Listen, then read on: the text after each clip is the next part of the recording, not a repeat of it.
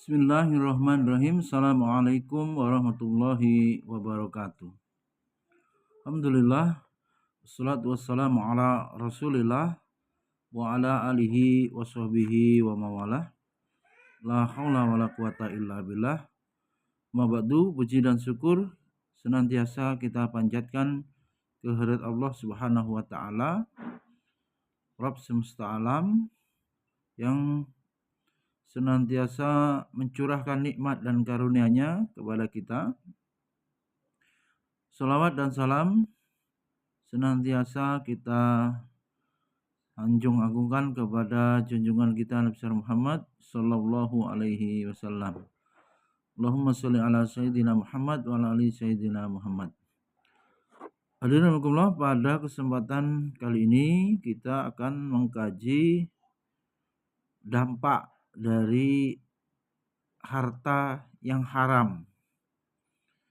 Beberapa hari ini dan banyak kejadian yang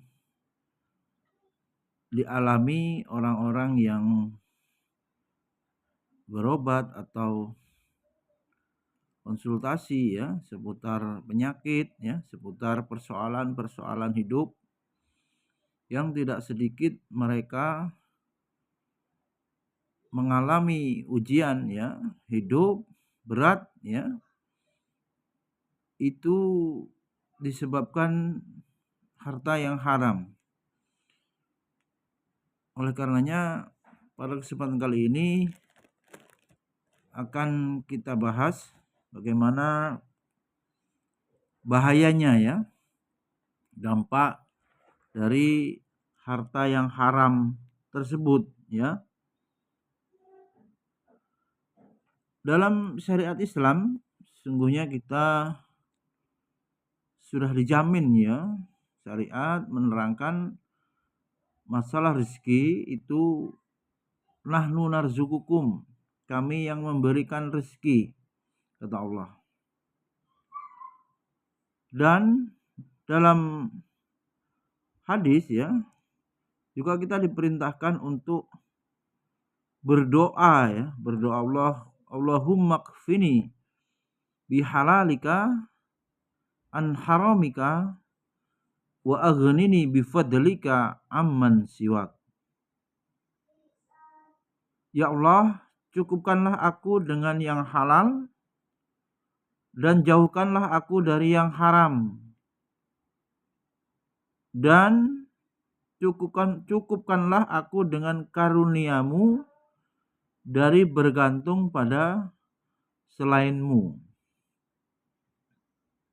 Hadis riwayat Tirmizi. Hadirin rahimakumullah, ini juga bisa diamalkan untuk berdoa dalam rangka melunasi hutang ya, orang-orang yang hidupnya terlilit hutang bisa melazimi ya membaca doa ini dengan memohon dicukupkan rezeki yang halal, sekaligus minta kepada Allah dijauhkan dari rezeki yang haram, dan bertawakal, bergantung hanya kepada Allah, tidak boleh bergantung kepada usaha ya atau pekerjaan profesi tertentu. Di sini tauhid rububiyah yang menegaskan bahwa seseorang itu meskipun punya pekerjaan tetap, namun rezeki itu Allah yang mengaturnya. Apalagi orang yang menyandarkan kepada ijazah atau gelar. Begitu banyak orang yang tidak berpendidikan tinggi, hanya mungkin sekolah dasar, ternyata dia lebih kaya dari yang doktor atau sarjana atau magister atau profesor sekalipun. Li ta'lamu anna Allaha ala kulli syai'in qadir. Allah lah yang kuasa, Allah lah yang mengatur rezeki setiap hamba. Zalika fadlullah yu'tihi may yasha, dan itulah karunia yang Allah berikan kepada siapa yang Allah kehendaki, ya. Kepada siapa yang Allah kehendaki, maknanya apa? Semua rezeki hamba, ya, makhluk ini ada dalam genggaman Allah Subhanahu wa taala. Oleh karena hadirin Allah, kita dalam menjemput rezeki yang sudah disiapkan oleh Allah, hendaknya betul-betul mencari rezeki yang halal, meskipun sedikit, ya.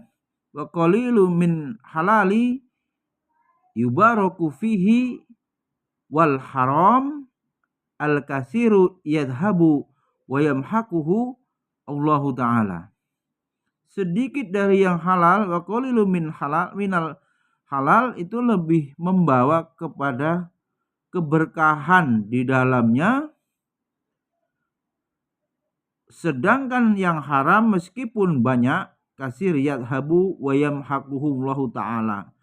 Meskipun harta haram itu banyak jumlahnya, maka dengan cepat, ya, Allah akan menghancurkannya atau menghilangkannya dengan segala cara yang Allah mampu, ya, membuat bangkrut kalau itu pengusaha, ya, atau termiskinkan, ya, yang awalnya kaya raya tetapi dengan cara yang haram, dengan sekejap Allah mengirimkan ujian musibah, bangkrutlah dia, ya, rugilah dia sehingga menjadi miskin.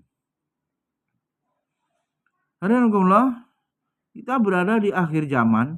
Ini sudah diwanti-wanti oleh Nabi kita bahwa nanti akan ada masa di mana orang itu sembarangan, ya, tidak peduli, ngawur gitu, ya, dalam mendapatkan harta. Kata Nabi, la ya'tiyanna 'alan nasi zamanun la yubalil mar'u bima akhadal mal amin halalin amin haramin. Rawahu Bukhari. Kata Nabi, akan datang suatu zaman di mana manusia tidak lagi peduli dari mana mereka mendapatkan harta. Usahanya tidak lagi dia cek, ya, dia pastikan, ya, apakah usahanya halal. Tidak lagi dia lakukan. Yang penting dia mendapatkan harta. Apakah halal cara memperoleh harta itu ataukah haram, dia tidak memperdulikan.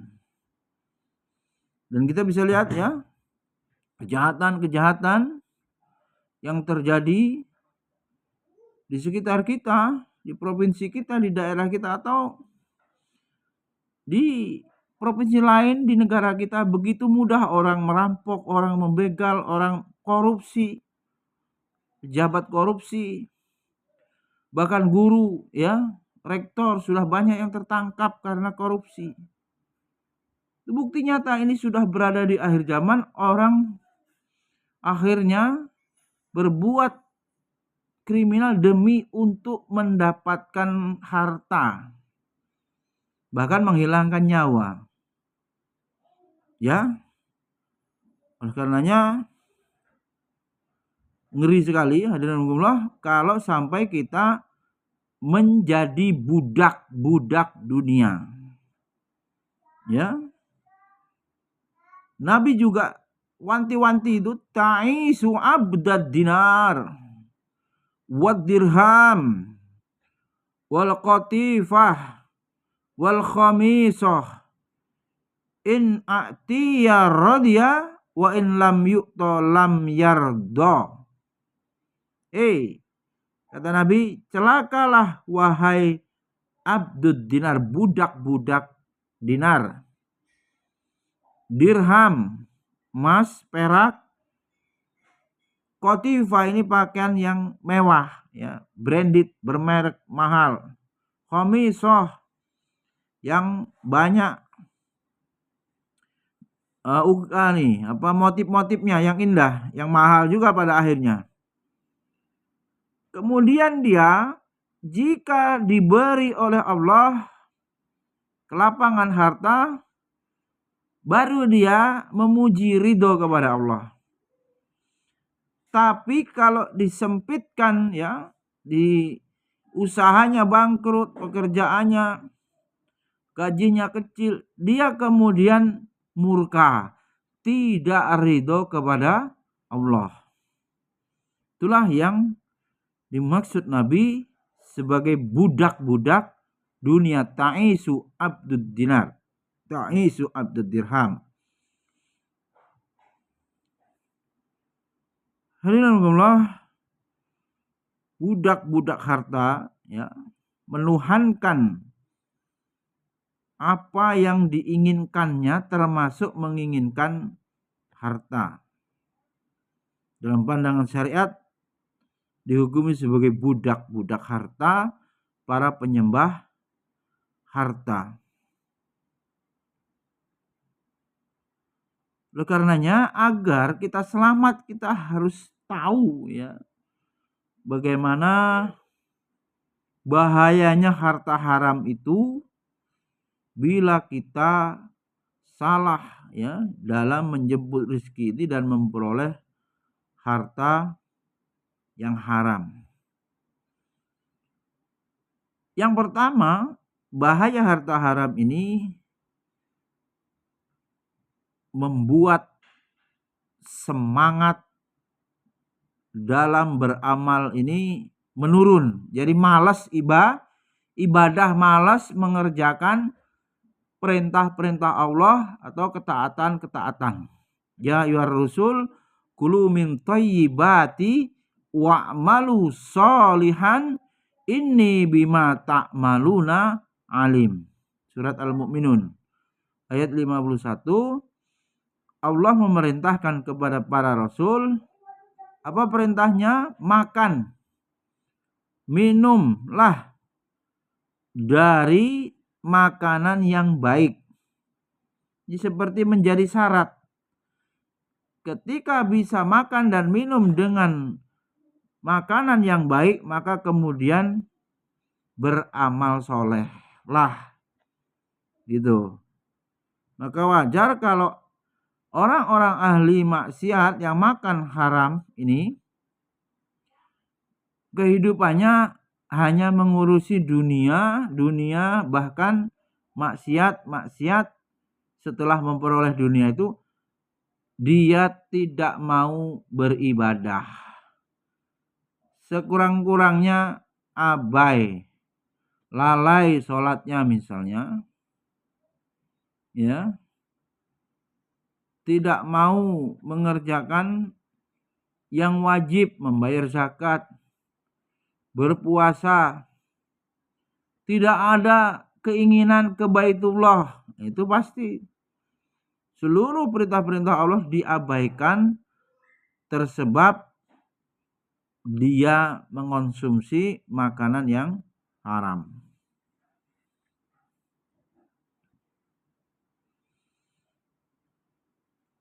Tafsir Ibnu Katsir menerangkan bahwa surat Al-Mu'minun ini,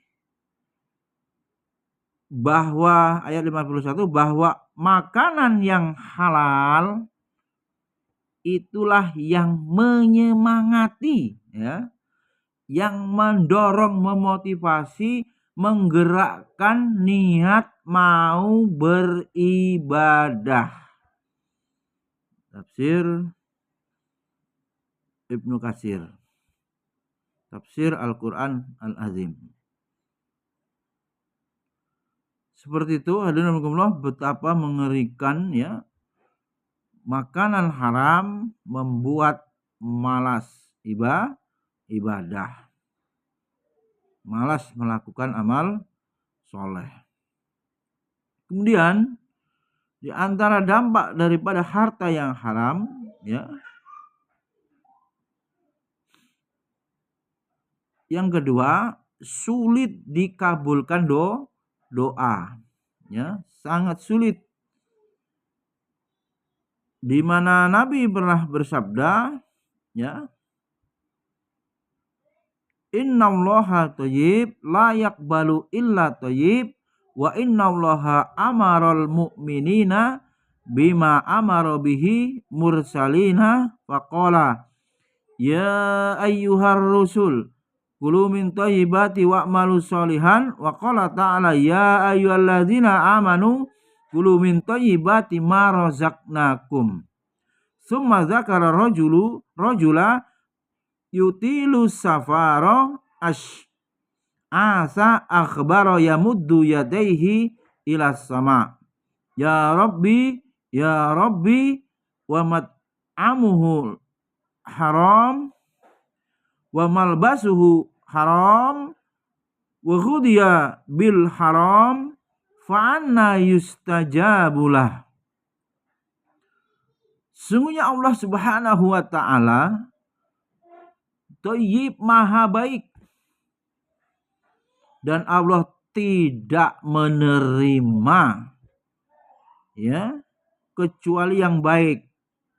Ya, doa tidak diterima kalau orangnya makan haram, bersodakoh, berzakat kalau harta curian, harta haram juga tidak diterima, dan seluruh amal-amal perbuatan yang menggunakan harta tidak diterima. Ini dalam konteks doa, orangnya makan haram kemudian berdoa juga tidak diterima. Sesungguhnya Allah memerintahkan kepada kaum mukminin seperti apa yang diperintahkan kepada para rasul.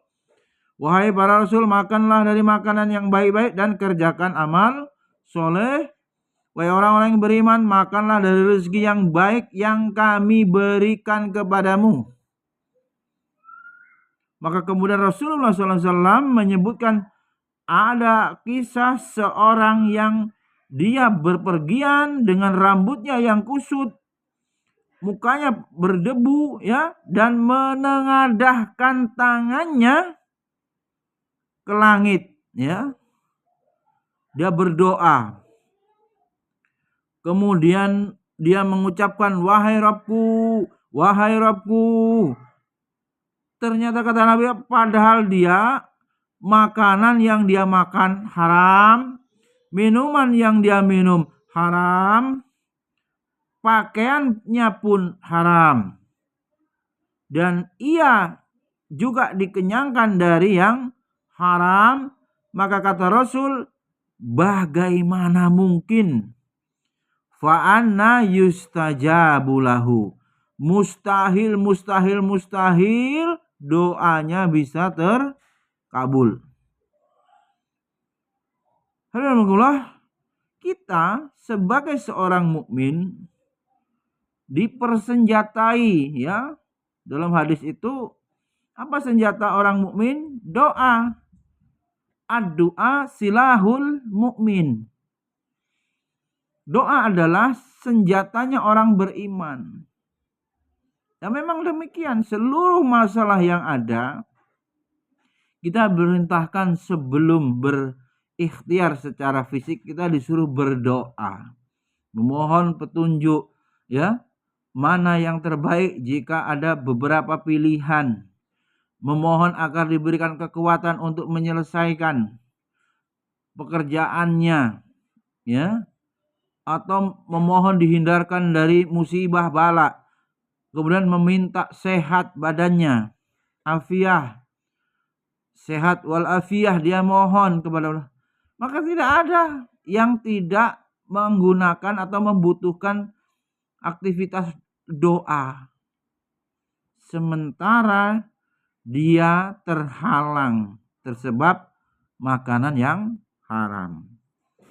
Karenanya alhamdulillah ngeri sekali ya, harta yang haram ini berdampak ya kepada tidak dikabulkannya dosa.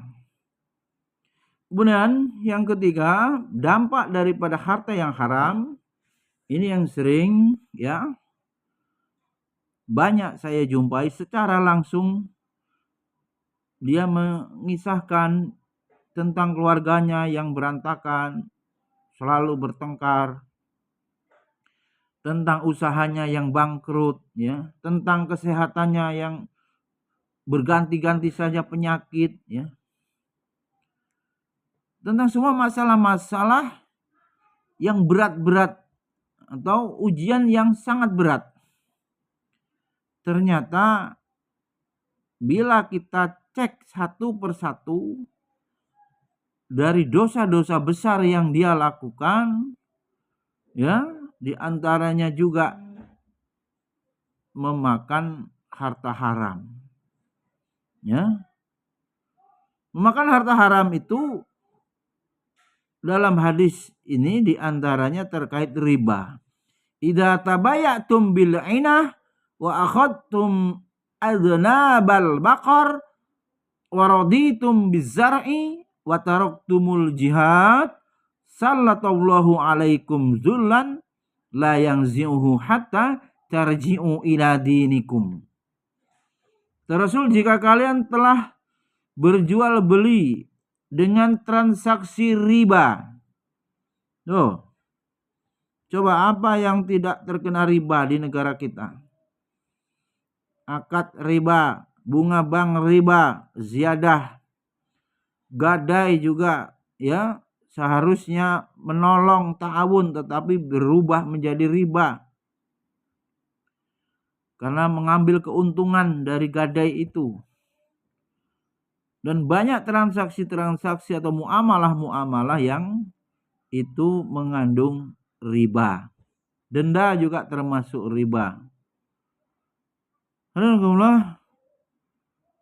Oleh karenanya Allah mencabut, ya, keberkahan dari harta itu sehingga hidupnya berantakan, ya. Hidupnya mendapatkan banyak musibah. Idza dhahara zina war riba fi qaryatin faqad ahallu bi anfusihim adzaballah. Apabila telah marak perzinaan, praktek riba di suatu negeri, maka sungguh faqad ahallu bi anfusihim adzaballah. Maka sungguh penduduk di negeri tersebut telah dihalalkan atau Allah telah menghalalkan diri mereka untuk penduduk negeri telah dihalalkan diri mereka untuk diazab oleh Allah. Jadi tidak ada halangan lagi. Allah akan menurunkan azab. Hadirin Allah, mengerikan sekali, ya. Bahkan sampai tingkatan bernegara pun kita mendengar, ya, dari Menteri Keuangan, hutang bangsa negara kita ini Indonesia bunganya sangat besar, hutangnya mencapai ribuan triliun, belum lagi bunganya, ya, belum lagi pengelolaan yang mengandung riba, mengandung dosa di dalamnya.